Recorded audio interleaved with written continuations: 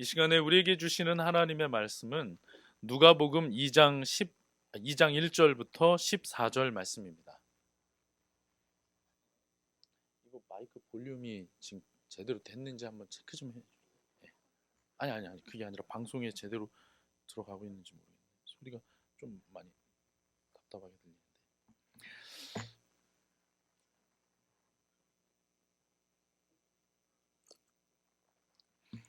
예. 누가복음 2장 1절부터 14절 말씀입니다. 다 찾으신 줄로 알고 제가 봉독하겠습니다. 그때에 아우구스투스 황제가 칙령을 내려 온 세계가 호적 등록을 하게 되었는데 이 첫 번째 호적 등록은 구레니오가 시리아의 총독으로 있을 때에 시행한 것이다. 모든 사람이 호적 등록을 하러 저마다 자기 고향으로 갔다. 요셉은 다윗 가문의 자손이므로 갈릴리의 나사렛 동네에서 유대에 있는 베들레헴이라는 다윗의 동네로 자기의 약혼자인 마리아와 함께 등록하러 올라갔다.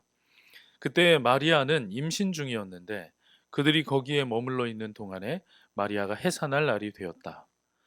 마리아가 첫 아들을 낳아서 포대기에 싸서 구유에 눕혀 두었다. 여관에는 그들이 들어갈 방이 없었기 때문이다. 그 지역에서 목자들이 밤에 들에서 지내며 그들의 양떼를 지키고 있었다. 그런데 주님의 한 천사가 그들에게 나타나고 주님의 영광이 그들을 두루 비추니 그들은 몹시 두려워하였다. 천사가 그들에게 말하였다. 두려워하지 말아라. 나는 온 백성에게 큰 기쁨이 될 소식을 너희에게 전하여 준다. 오늘 다윗의 동네에서 너희에게 구주가 나셨으니 그는 곧 그리스도 주님이시다. 너희는 한 갓난아기가 포대에 쌓여 구유에 뉘어 있는 것을 볼 터인데 이것이 너희에게 주는 표징이다.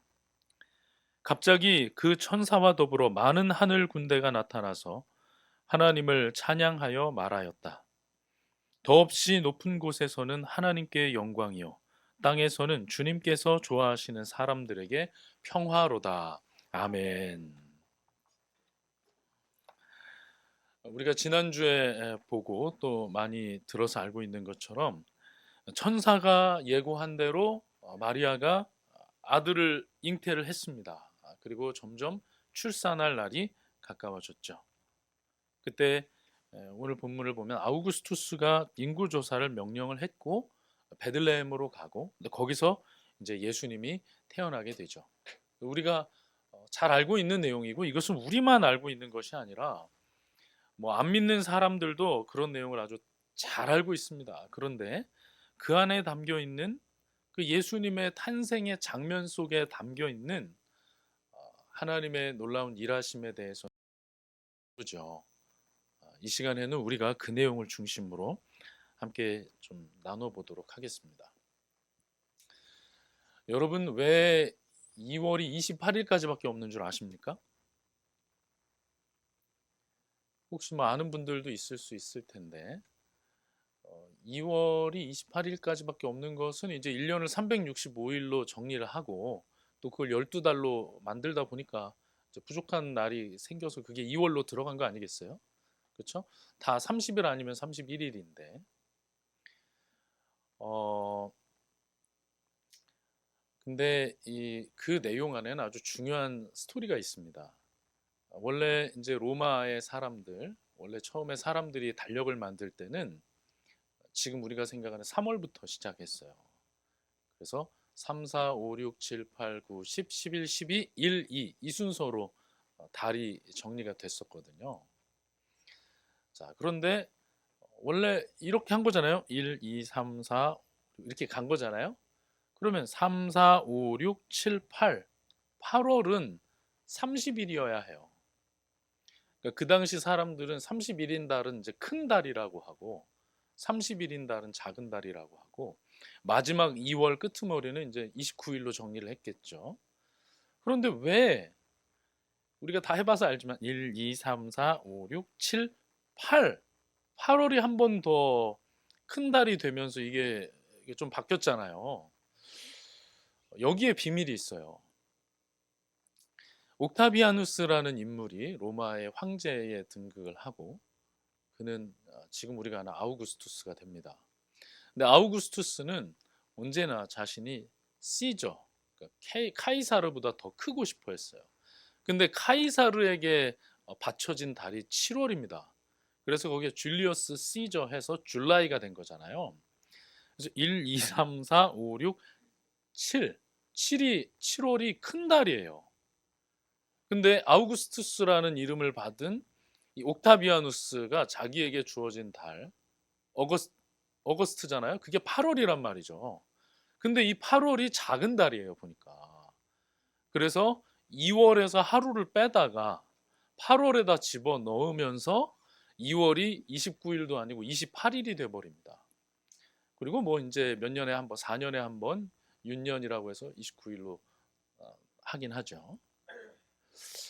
재밌는 스토리가 있는 거죠. 예, 아우구스투스, 어거스트가 여기에 연관이 돼 있어요. 제가 왜 이런 말씀을 드리냐면 아우구스투스라고 하는 황제는 굉장히 중요한 황제입니다. 굉장히 중요한 황제예요. 이 아우구스투스라는 이름 자체가 그의 이름이 아니잖아요. 그의 이름은 옥타비아누스란 말이죠. 근데 그 옥타비아누스에게 원로원, 그러니까 지금의 국회보다도 더한 그런 원로원, 귀족회의죠. 그 원로원에서 이름을 드린 거예요. 존귀한 자라는 뜻입니다. 아우구스투스. 그러니까 아우구스투스 황제라고 하면 그 이름 자체가 존귀한 황제라는 뜻이에요. 이 황제는 당연히 그렇지는 않겠지만 그렇게 권력을 강하게 가지고 있고 존귀한 사람으로 여겨졌기 때문에 그의 출생에 대한 이야기도 놀랍게 미화되어 있습니다. 그래서 로마의 역사가 수에토니우스라는 사람이 이 아우구스투스 황제에 대해서 기록을 했는데요. 그는 기원전 63년 9월 23일에 태어났다고 해요. 그런데 그의 어머니 아티아가 아폴론 신전에서 깊은 잠에 빠져 있을 때 뱀의 모습을 한 신에 의해서 아기를 가지게 되었다라고 얘기를 하고, 그 시간에 아버지 가이우스 옥타비아누스는 아내의 자궁에서 태양이 떠오르는 꿈을 꾸었다. 그게 옥타비아누스다. 그가 우리의 황제이고 그에게 우리는 아우구스투스, 존귀한 자라는 이름을 드린다. 그리고 아우구스투스 말고 또 다른 이름, 별명도 있어요. 프린캡스. 프린캡스는 제1시민이라는 뜻이에요. 그러니까 로마의 그 수많은 시민 중에 1호 시민이 바로 옥타비아누스, 아우구스투스 황제다라는 뜻이거든요. 여러분, 황제 중에 황제, 아우구스투스는 이렇게 대단한 사람이었어요. 그리고 이때부터 팍스 로마나가 시작이 됩니다. 그래서 이때부터 약 200년 정도 로마의 평화가 시작이 돼요. 그 로마의 평화는 사랑에 의해서, 양보에 의해서 이루어진 평화가 아니라 압도적인 힘으로 이룩한 평화입니다. 그래서 이 로마의 평화 200년의 시작을 연 황제가 아우구스투스 황제예요. 혹시 여러분 글래디에이터라는 영화를 아시는지 모르겠는데, 그 글래디에이터에 보면은 늙은 황제가 이제 죽잖아요. 마르쿠스 아우렐리우스 황제입니다. 그가 로마의 평화 200년의 문을 닫은 황제예요. 그러면서 약 50년간 26명의 황제가 교체가 됩니다. 이게 사실 교회 역사에 굉장히 중요한 게, 그 26명의 황제 그 혼란한 시간을 문을 닫은 게 또 디오클레티아누스 황제이고, 그가 황제권을 강화하기 위해서 역사상 최대의 기독교 박해를 한 황제예요. 어쨌든 이 모든 스토리, 팍스 로마나를 시작한 황제가 마르쿠스 아우렐리우스 황제라는 겁니다. 아니, 아우구스투스 황제라는 거예요. 그걸 문 닫은 황제가 아우렐리우스고. 우리가 지금 보고 있는 게 누가복음이잖아요.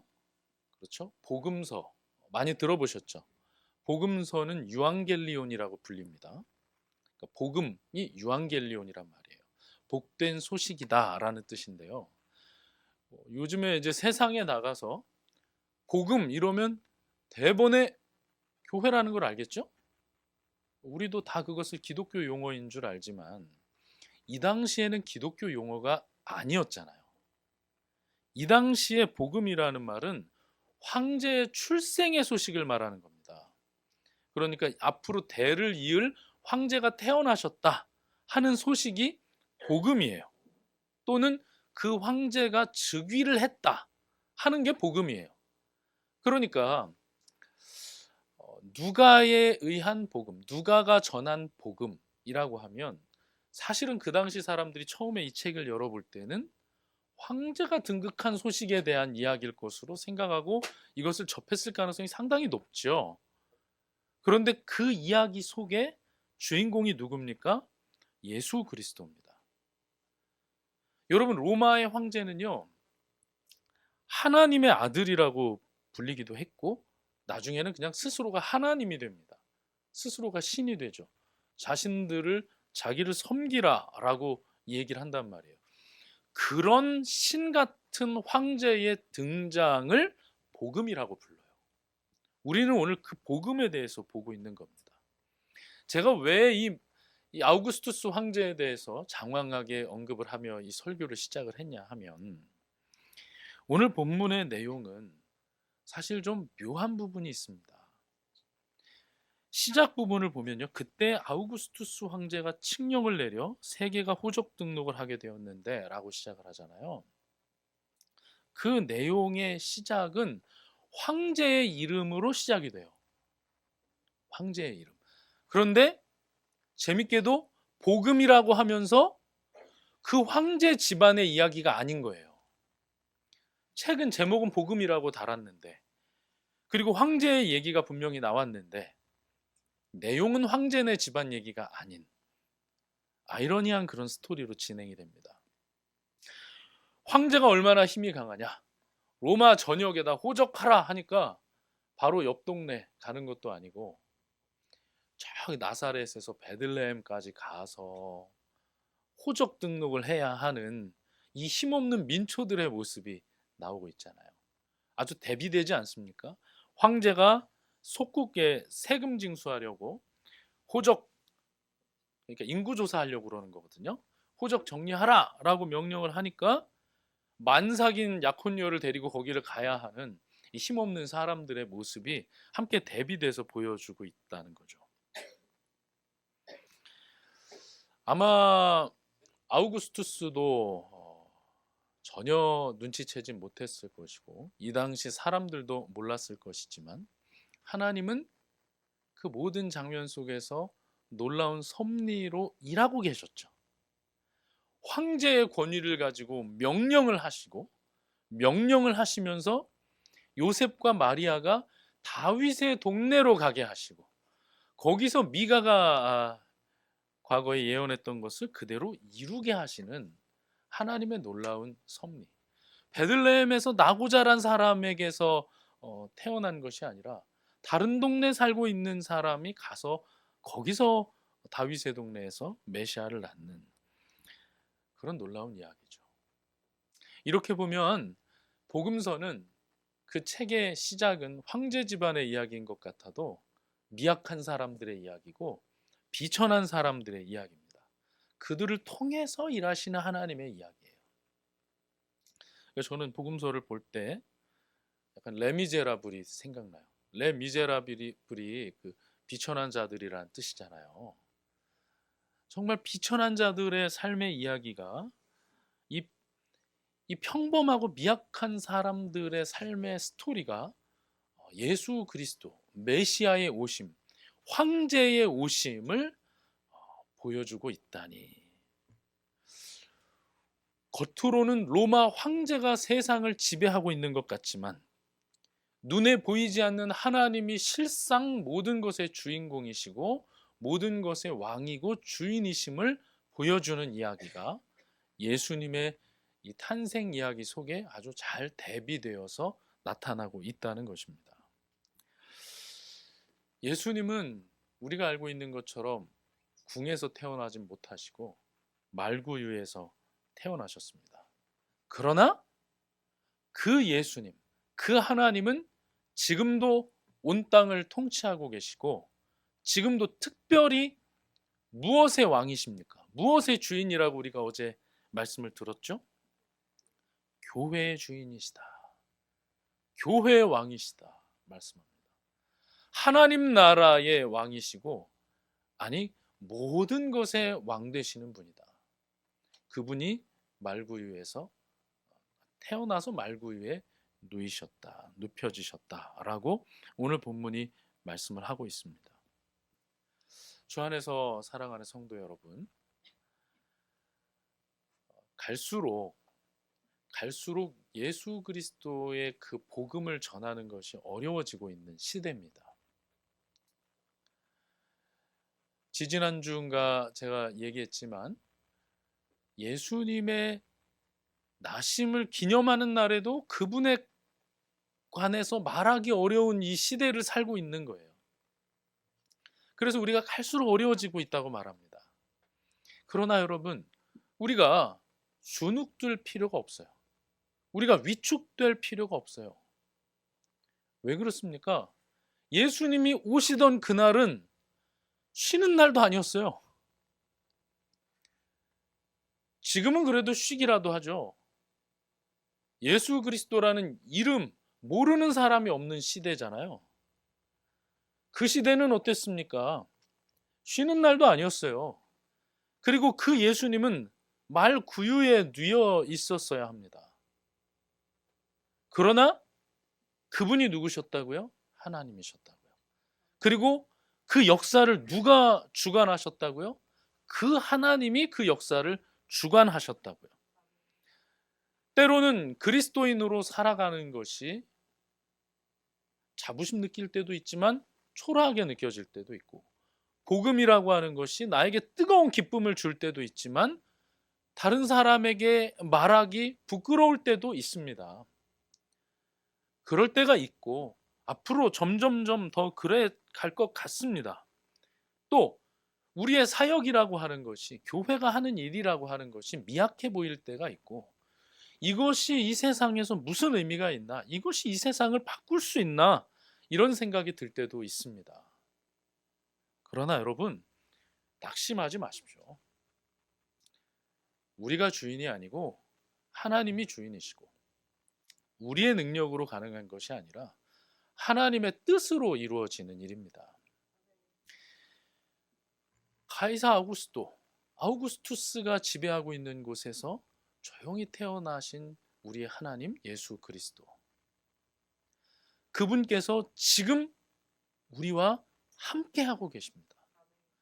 내가 너희와 세상 끝날까지 함께하리라고 말씀하셨어요.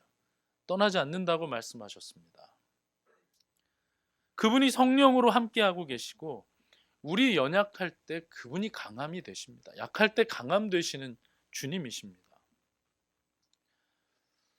어제 우리 설립감사 예배 드릴 때 여러분 어땠습니까? 저는 정말 가슴이 벅찼거든요. 목사님들께서 해주시는 그 말씀 때문에도 참 가슴이 벅찼고 위로도 받았고, 또 많은 분들이 그 바쁘고 또 많은 스케줄도 있고 또 추운데 또 그 어르신들이 이 높은 데까지 이렇게 많이 모여주신 것을 보면서 저는 정말 또 감사했어요. 또 하나님께 진짜 놀랐던 것이, 우리 공간에서 더 이상은 진짜 어렵다라고 할 만큼 딱 그만큼만 보내주셨잖아요. 어떻게 해요? 밖으로 나가시면 안 되는데 빼곡하게 서서라도 이 안에서 다 했잖아요. 얼마나 감사해요. 거기서 만약에 진짜 밖으로 나가는 분이 생긴다든지 그냥 헌금만 드리고 저는 가야겠습니다, 이런 불상사가 일어나지 않게 우리 하나님은 진짜 계산이 정확하신 분인 것 같아요. 진짜 대단하신 분인 것 같아요. 하나님이 참 살아계신 건 당연한데 진짜 디테일하게 우리의 삶과 또 우리 교회를 지키시고 계시는구나라는 것을 더 확인한 시간이어서 감사했습니다. 그렇다고 우리가 강합니까? 그렇지 않잖아요. 우리 예배 전에 어떻게 했어요? 우리 아직 뒤에 앉을 필요 없어요. 앞으로 모여요. 우리 이러고 있잖아요. 우리가 뭐 계획하고 하는 일들이 얼마나 미약합니까? 저는 그런 생각이 들어요. 송파 일동에 하나님께서 작은 촛불을 하나 세우셨다. 작은 촛불 얼마나 그 불을 지키기도 어렵습니까? 우리야 지키기 어렵지만 하나님이 지키시기 어렵겠습니까? 가이사 아우구스투스 황제가 통치하고 있는 그 땅에 직접 오셔서 그 땅에 주님의 오심을 복음이라고 선언하시고 그 오심을 통해서 모든 것들을 바꾸신 그 주님. 아무리 큰 황제여도 자기의 태어난 그 날을 원년으로 삼지 못하는 이 세상의 황제들 아니고 우리 예수 그리스도 세상의 역사의 주인이심을 그 숫자 안에서 충분히 설명하고 계신 분 아니겠습니까? 주 안에서 사랑하는 성도 여러분, 우리는 미약하나 미약하지 않습니다. 우리 예전에 보았던 것처럼 우리는 헤벨같이 유한하나 그러나 우리는 존귀한 자들입니다. 우리 교회가 비록 보잘것없고 택시 타고 갈 때 제가 굳이 저는 화목한 교회로 가달라고 하는데 모르거든요. 그렇더라도 하나님은 우리가 어디 있는지 아시니까 그 하나님이 우리의 주인 되시고 왕 되시니까 낙심하지 맙시다. 더 소망 가지고 더 좋은 환경 속에서 우리가 시작한다는 믿음 가지고 함께 이 걸음을 걸어 나갈 수 있기를 바랍니다. 여기서 우리가 한 가지 또 기억해야 할 것이 있습니다. 마리아가 베들레헴에서 예수님을 낳았죠.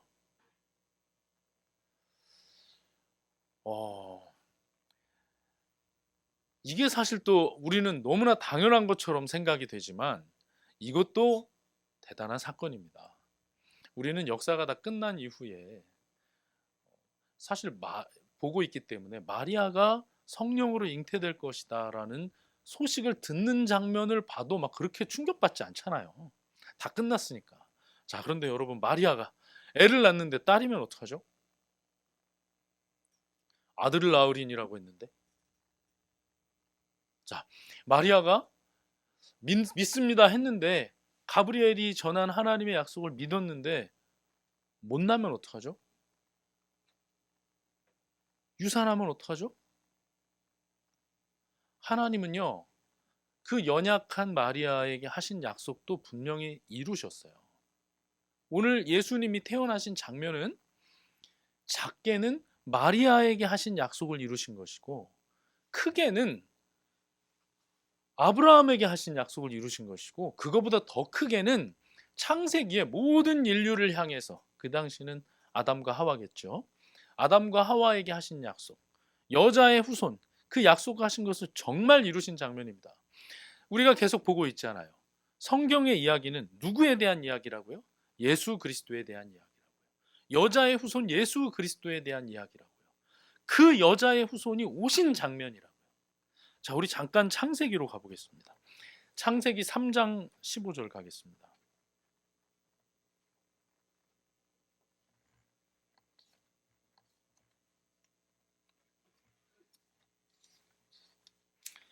창세기 3장 15절 말씀 한 목소리로 읽어보겠습니다. 시작. 내가 너로 여자와 원수가 되게 하고 너의 자손을 여자의 자손과 원수가 되게 하겠다. 여자의 자손은 너의 머리를 상하게 하고 너는 여자의 자손의 발꿈치를 상하게 할 것이다. 아멘. 우리 한 군데 더 가보겠습니다. 창세기 12장입니다. 12장 1절부터 3절 말씀 다 찾으셨으면 함께 읽습니다. 시작. 주님께서 아브라함에게 말씀하셨다. 너는 내가 살고 있는 땅과 내가 난 곳과 너의 아버지의 집을 떠나서 내가 보여주는 땅으로 가거라. 내가 너로 큰 민족이 되게 하고 너에게 복을 주어서 내가 크게 이름을 떨치게 하겠다. 너는 복의 근원이 될 것이다. 너를 축복하는 사람에게는 내가 복을 베풀고 너를 저주하는 사람에게는 내가 저주를 내릴 것이다. 땅에 사는 모든 민족이 너로 말미암아 복을 받을 것이다. 아멘. 계속해서 약속하신 주님께서 오늘 본문에서 예수님을 낳는 거예요. 정말로 약속하신 대로 예수님을 주신 겁니다. 자, 2장 6절 한번 보겠습니다. 누가복음 2장 6절. 이제 2장 7절입니다. 그냥 무심하게 얘기하는 것 같아요. 2장 7절 시작. 마리아가 첫 아들을 낳아서 포대기에 싸서 구유에 눕혀두었다. 여관에는 그들이 들어갈 방이 없었기 때문이다. 앞에서 계속 보았듯이 참 아이러니하다. 역사의 주인이 여관에 들어갈 방이 없어서 구유에 눕혀지다니. 그러나 그것보다 훨씬 더 큰 메시지는 그 예수님이 오셨구나. 그 예수님이 오셨구나. 아브라함이 이삭과 나누었던 대화. 번제로 드릴 어린 양은 어디 있습니까? 주님의 산에서 준비될 것이다 했던 그 고백. 성경 속에 짙게 묻어있고 배어있었던 그 일이 정말로 이루어졌다는 거예요. 우리 한 곳만 더 찾아보겠습니다. 미가서 5장 2절 말씀입니다. 미가서는 옵욘미, 그러니까 요나서 다음에 있습니다.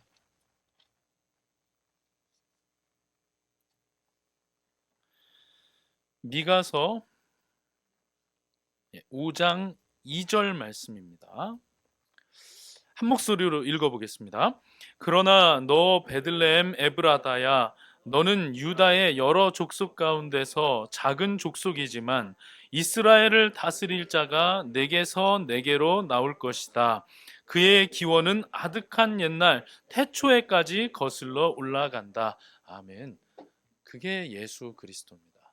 하셨던 약속들이 이루어지는 거예요. 여러분, 우리가 오랫동안 누군가의 약속이 이루어지기를 기다리고 있다. 그게 이루어지는 장면이라면 얼마나 가슴 벅차고 얼마나 기쁜 장면입니까? 그 일에 하나님께서는 그 당시 황제도 동원하여 쓰실 만한 그런 분이었고, 작은 처녀였던 마리아의 약속에도 신실하게 응답하시는 그런 하나님이셨습니다. 주 안에서 사랑하는 성도 여러분, 하나님께서는 약속대로 죄인들에게 긍휼을 베푸시기를 원하셨고 하나님의 전능하심과 신실하심으로 이것을 이루셨습니다. 지금 우리도 하나님의 약속을 받은 자들이고 지금 우리도 그것이 이루어지기를 기다리고 있는 자들 아니겠습니까? 앞의 약속들이 예수님의 초림에 관한 약속이었다면 지금 우리는 무엇을 기다립니까? 재림에 관한 말씀을 가지고 기다리고 있잖아요. 뭐 여러 약속이 있죠. 함께 하리라, 순종하면 이룬다, 뭐 여러 가지 있지만 우리에게 제일 큰 약속은 뭐예요? 다시 오신다는 약속이고 또 우리가 죽으면 부활한다는 약속이잖아요. 이것이 우리에게 주어져 있지 않습니까? 만약에 그분이 정말 믿을 수 있는 분이라면 우리가 그 말씀 정말 굳게 믿을 수 있지 않습니까? 예수님의 오심을 통해서 하나님께서 우리에게 주신 또 하나의 큰 메시지가 뭡니까? 하나님은 정말 약속을 지키는 분이라는 거예요. 하나님은 내가 대단한 자여서 나에게 약속을 지키는 게 아니라 정말 보잘것없는 자에게도 약속을 지키시는 분이더라는 거예요. 반드시 그 약속은 지키시는 분이다라는 겁니다. 그러므로 우리가 예수님의 오심을 통해서 감사해야 하는 여러 제목 중에 하나는 그렇게 믿을 수 있는 하나님이 나를 자녀 삼아 주셨다는 것과 그렇게 강력한 하나님이 내가 너를 절대 포기하지 않겠다고 약속하셨다는 것, 그리고 그 신실하신 하나님께서 다시 예수님 오신다고 약속하셨다는 것, 그렇기에 우리는 정말 논리적으로 합리적으로 그것을 믿을 수 있다는 것,